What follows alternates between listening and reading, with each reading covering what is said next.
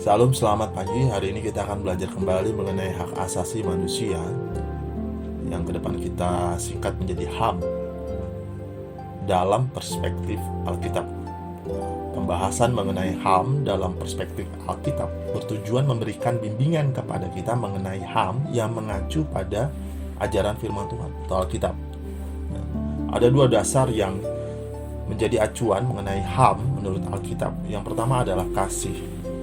Dalam kitab Matius pasal 22 ayat 37 sampai 40 dikatakan, jawab Yesus kepadanya, kasihilah Tuhan Allahmu dengan segenap hatimu dan dengan segenap jiwamu dan dengan segenap akal budimu. Itulah hukum yang terutama dan yang pertama. Dan hukum yang kedua yang sama dengan itu ialah, kasihilah sesamamu manusia seperti dirimu sendiri. Pada kedua hukum inilah tergantung seluruh hukum Taurat dan kitab para nabi.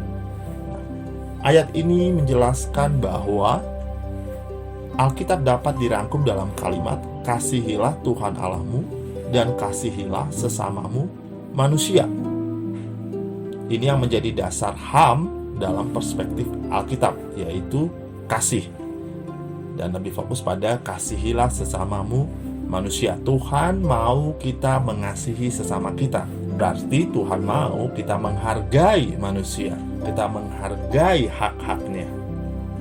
Harus ada saling menghargai.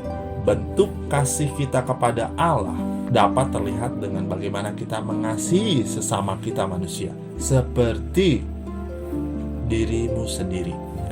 Yang kedua adalah Allah sendiri menghargai hak manusia. Allah memberikan hak kepada manusia untuk memilih mau taat pada firman Tuhan atau tidak taat pada firman Tuhan. Dalam Kejadian pasal 2 ayat 15 sampai 17, ketika Tuhan setelah membentuk manusia, Tuhan berfirman, Tuhan Allah mengambil manusia itu dan menempatkannya dalam Taman Eden untuk mengusahakan dan memelihara taman itu. Lalu Tuhan Allah memberi perintah ini kepada manusia, semua pohon dalam taman ini boleh kau makan buahnya dengan bebas, tetapi pohon pengetahuan tentang yang baik dan yang jahat itu janganlah kau makan buahnya, sebab pada hari engkau memakannya pastilah engkau mati. Dan kita tahu ceritanya dalam pasal 3, Adam dan Hawa memakan buah yang dilarang oleh Tuhan. Dimulai dari Hawa yang tergoda oleh bujuk rayu iblis, kemudian mengambil buah itu dan mengajak Adam untuk memakannya. Di sini Allah memberikan kebebasan kepada manusia apakah mereka mau taat atau menjadi tidak taat. Ini bukti bahwa Allah tidak membuat kita seperti robot, tapi Allah memberikan kita free will, hak bebas untuk memilih. Jadi bagaimana HAM dalam perspektif Alkitab? Ada dua dasar. Yang pertama adalah kasih. Allah sendiri yang memberikan manusia hak. Kalau kita kembali kepada kesaksian Alkitab tentang penciptaan manusia, dalam kitab Kejadian pasal 1 ayat 26 sampai 28, di situ dikatakan, berfirmanlah Allah, baiklah kita menjadikan manusia menurut gambar dan rupa kita, supaya mereka berkuasa atas ikan-ikan di laut dan burung-burung di udara, dan atas ternak, dan atas seluruh bumi, dan atas segala binatang melata yang merayap di bumi. Maka Allah menciptakan manusia itu menurut gambarnya. Menurut gambar Allah diciptakannya dia, laki-laki dan perempuan diciptakannya mereka. Allah memberkati mereka. Lalu Allah berfirman kepada mereka, beranak cuculah dan bertambah banyak, penuhilah bumi dan taklukkanlah itu. Berkuasalah atas ikan-ikan di laut dan burung-burung di udara, dan atas segala binatang yang merayap di bumi. Dari kitab ini jelaslah bahwa manusia berbeda dari ciptaan Tuhan yang lain, karena manusia diciptakan menurut gambar Allah, dan Allah mau manusia berkuasa atas ciptaan Tuhan yang lainnya, dan Allah memberkati mereka. Ini membuktikan bahwa manusia spesial di hadapan Tuhan. Jadi ketika manusia jatuh dalam dosa, Allah tidak menggantikan manusia itu atau menghapus manusia itu dan membuat manusia yang baru. Kenapa?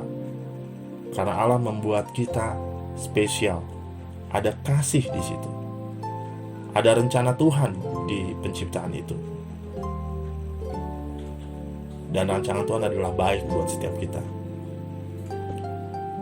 John Stott dalam bukunya Isu-isu Global Menentang Kepemimpinan Kristiani, manusia adalah makhluk yang bermartabat. Dan dari Kejadian pasal 1 yang tadi kita baca, 27 sampai 28, ada 3 hal yang membuktikan manusia adalah makhluk yang bermartabat. Yang pertama, Allah menciptakan manusia menurut gambarnya. Ini bicara soal hubungan manusia dengan Allah. Yang kedua, laki-laki dan perempuan diciptakannya mereka. Ini bicara soal hubungan antar manusia. Yang ketiga, Allah memberkati mereka dan berfirman, penuhilah bumi dan taklukkanlah itu. Ini bicara soal hubungan manusia dengan bumi dan makhluk lainnya. Oke, kita bahas hubungan manusia dengan Allah. Menurut Scott, manusia diciptakan menurut gambar ilahi, mencakup kualitas-kualitas rasional, moral, dan spiritual. Kualitas inilah yang membuat manusia dibedakan dari ciptaan Tuhan yang lain, binatang, dan tumbuhan yang lain. Ini yang memungkinkan manusia mempunyai relasi atau hubungan dengan Allah melalui kualitas yang rasional, moral, dan spiritual. Sehingga manusia dapat belajar untuk mengenal, memahami, serta taat pada perintah-perintah Tuhan. Yang kedua, hubungan antar manusia. Allah menciptakan manusia sebagai makhluk sosial.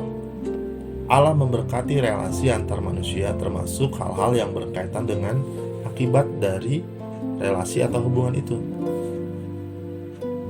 Sehingga manusia bisa bersahabat, menikah, bentuk keluarga, hak untuk diterima dan dihormati sebagai manusia yang mempunyai hubungan antar sesama atau disebut dengan hubungan sosial. Yang ketiga, hubungan manusia dengan bumi dan makhluk lainnya. Manusia diciptakan dengan tujuan untuk mengolah bumi, berkuasa atas makhluk-makhluk lainnya. Dengan demikian, manusia diberikan oleh Allah hak untuk bekerja dan kebutuhan-kebutuhan yang mensupport manusia untuk mengolah bumi.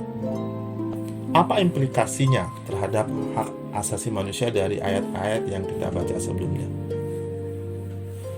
Dari ayat-ayat yang kita baca itu membuktikan bahwa martabat manusia sebagai makhluk ciptaan Tuhan merupakan pemberian Allah.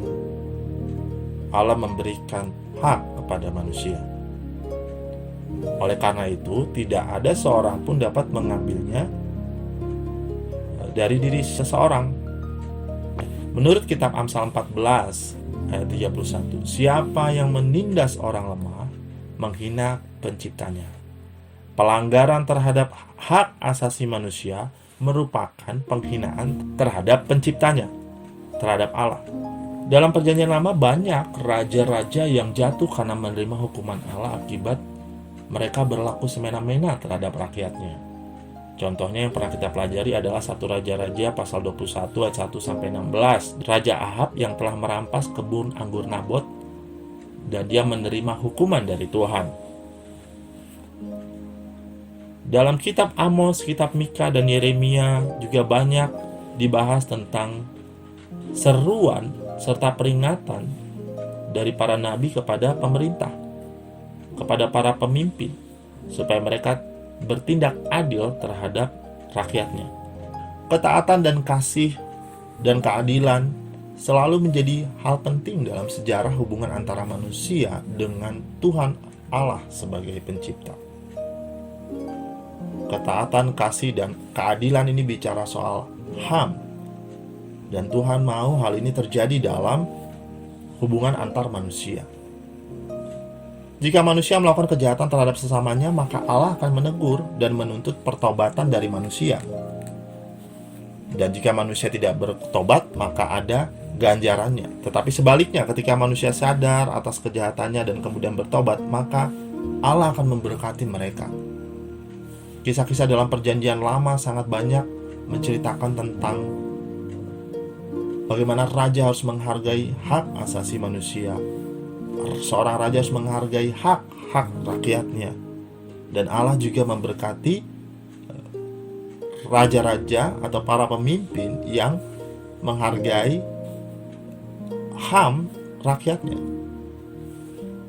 Contohnya, Raja Daud yang bersikap rendah hati, yang dengan cara menghormati Raja Saul sedemikian rupa, meskipun Raja Saul berusaha untuk membunuh Daud karena irinya.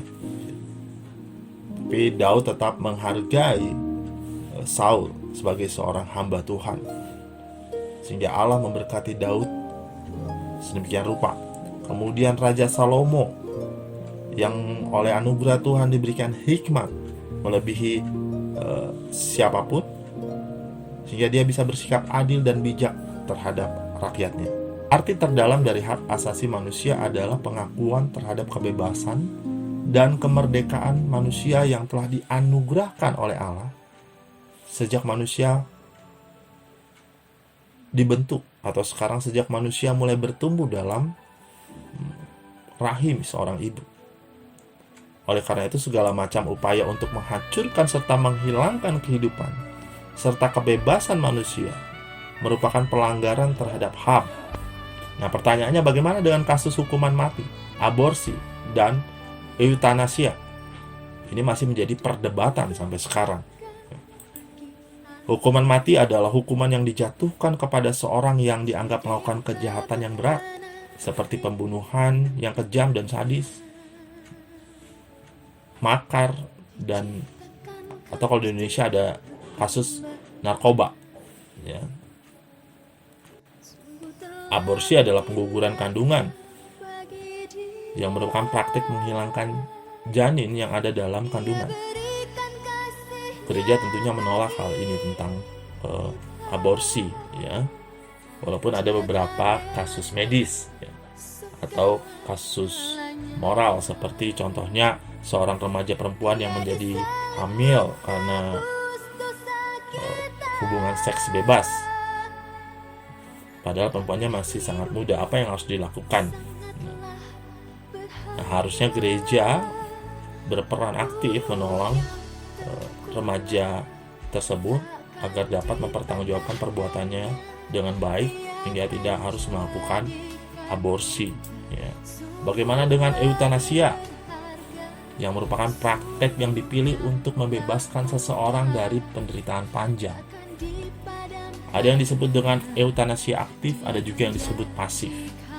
Kalau aktif, ketika seorang pasien meminta sendiri agar segala perawatan yang diberikan kepadanya dihentikan karena tidak mau menderita lebih lama lagi,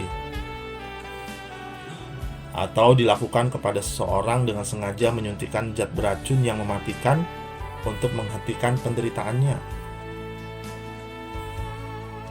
Nah, kalau itu eutanasia pasif, dari pihak luar, eksternal, contohnya ketika keluarga pasien yang sudah lama tidak dapat lagi berbicara dan sudah tidak sadarkan diri lagi, meminta agar segala perawatan dihentikan. Masih banyak perdebatan mengenai tiga hal ini. Tapi menurut pandangan Alkitab, kita harus percaya bahwa Allah berkuasa atas hidup manusia. Dan karena itu, sebagai pemilik kehidupan, Ia juga memiliki hak untuk mencabut kehidupan. Jadi manusia tidak berhak sebenarnya mencabut kehidupannya sendiri maupun kehidupan sesama. Karena itu gereja, orang-orang percaya pada Tuhan, menolak yang namanya bunuh diri. Karena yang memiliki hak untuk hidupnya adalah Allah. Manusia juga tidak boleh mencabut kehidupan dari manusia yang lain. Karena itu adalah haknya Tuhan.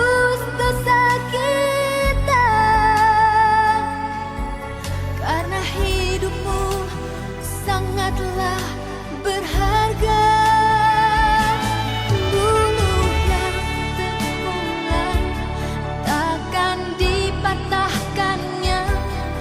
Akan jadikan indah, sungguh lebih berharga.